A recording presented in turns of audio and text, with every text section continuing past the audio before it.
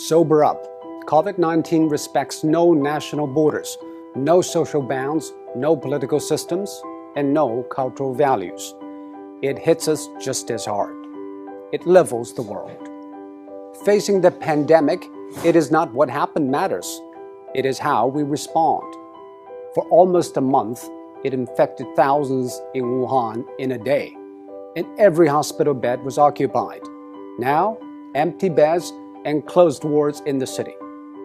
How did China make it? It is nothing new, but it's worthy to know.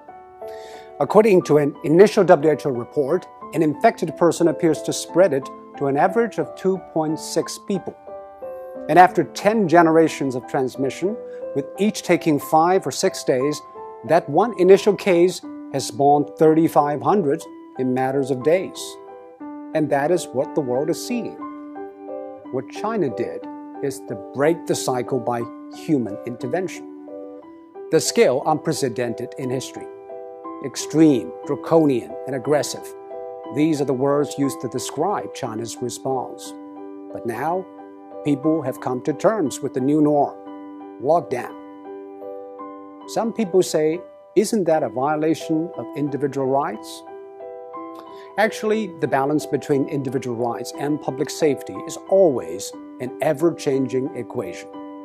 After 9/11, all the airports in the world began to impose draconian safety checks on passengers, and people accepted it because we traded a little of our freedom for the greater good of the public.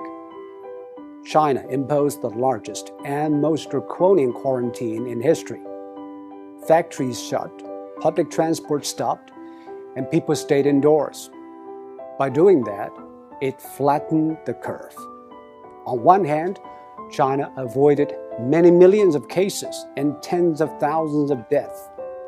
On the other, it stretched out the time and made the hospitals restaffed and less strained.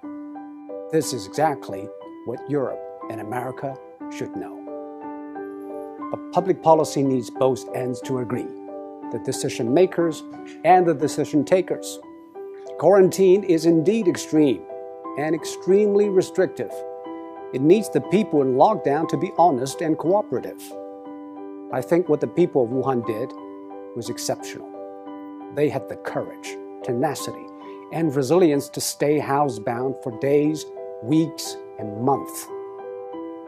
Most view the quarantine as a civic duty, and that is why it worked. Public health methods are universal. They either work or they don't. We are all human beings. Our epidemiology is the same, but we have different economies, demographies, and sociologies. Facing a global pandemic, every nation needs a new contract signed between its politicians, businesses, and the public. Desperate times ask desperate measures.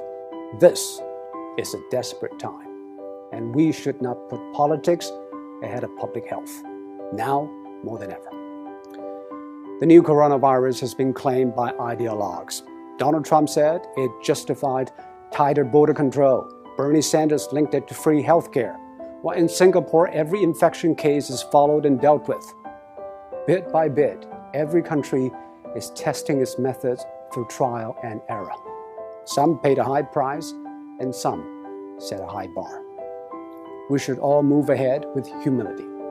There is no decision without trade-offs, and most of all, there's nothing without skin in the game. And now, the whole world has learned, or is learning, to play.